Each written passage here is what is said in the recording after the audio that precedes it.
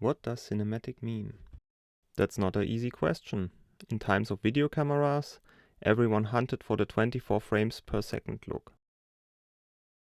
And when they are able to film it in 24 frames, the shallow depth of field seemed to be the holy grail. Then it was the dynamic range, and so on.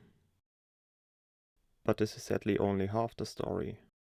Camera manufacturers want to sell cameras, and want to sell lots of them. So every year or so, a new killer camera comes out. Hobbyists like me buy them and find out, those pictures doesn't look like them in the movies I saw yesterday. But my camera can capture 24 frames, 60 frames, and it even has a big sensor. But it won't look like a movie, like in the cinema. So why is this so? It is light, lots of it, and it's controlled. It's even in a controlled environment in which they capture those wonderful pictures. I can't control light. I'm not a rich man that can buy lights like they use in the movies. So I have to take a look on the weather conditions and the time and the place when and where the light shines. For example, when you take my most viewed video on YouTube. If I went to the same place at the same time, I would never be able to get the same result like the day in this video. There would be no mist, the sun won't shine in the same angle, and maybe there are now clouds that would disturb the light. You see, there are a few other things that makes a picture beautiful, other than sensors or frames per second. So let me show you how I work on my smartphone videos. This is the picture straight out of camera. As you can see, the light is beautiful without any editing, and the orange has a neat contrast from the background. Now let's see how it looks when a grade is applied to the image. You can see in this case, when we use the teal and orange color, the orange from the trees pops out. It seems to get a nearly three-dimensional effect. So let's have a look how I made this.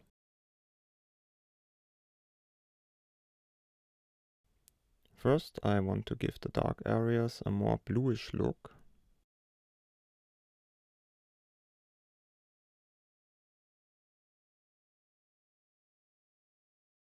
As you can see, the shadows are now a little bluish.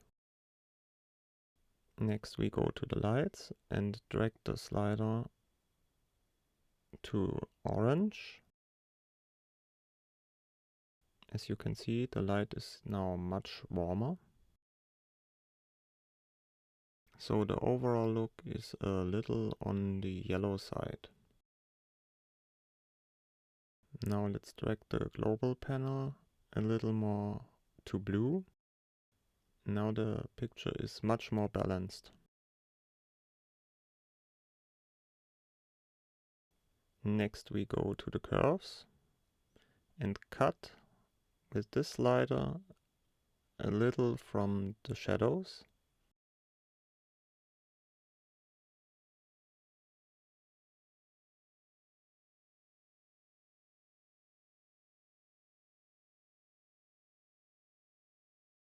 Our next step is the sharpening. I take the radius to 0.49 and the scaling way up. And don't over sharpen, because this will look very bad and like a 90s video camera.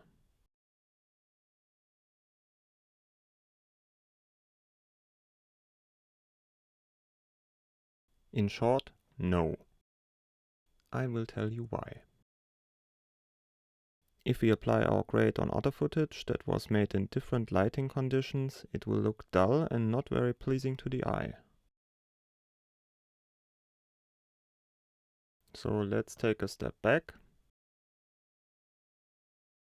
First we have to go to the lift, gamma and gain section and bring up a little gain. Now a little gamma. Now the picture looks much brighter as before. And now if we hit the play button, we can see that this shows us now much more noise. But I will cover this topic later. Let's go to the HDR panel and bring the highlights to orange and the shadows to teal. Next we have to adjust the global slider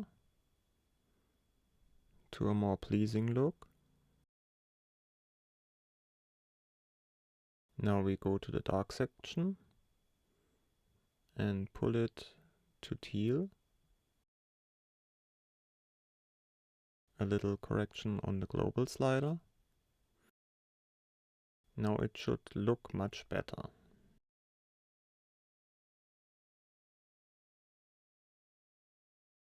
I applied a new grade node. Now let's see if we can pop some of the colors. The color will show up in the color warper tool. And now let's drag it a little to blue.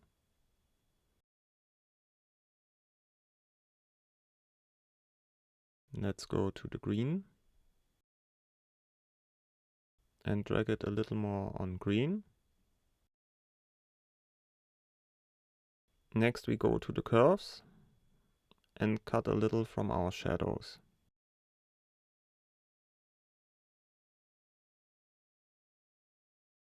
Add a little more saturation in the lights.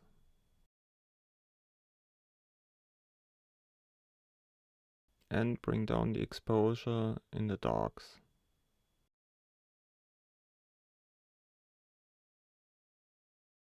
In my eyes, this looks pretty good.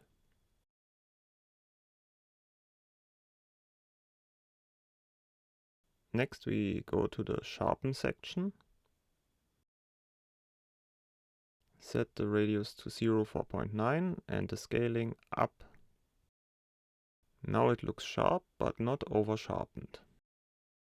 Now I'm adding a new grade. In this grade I want to fight the noise.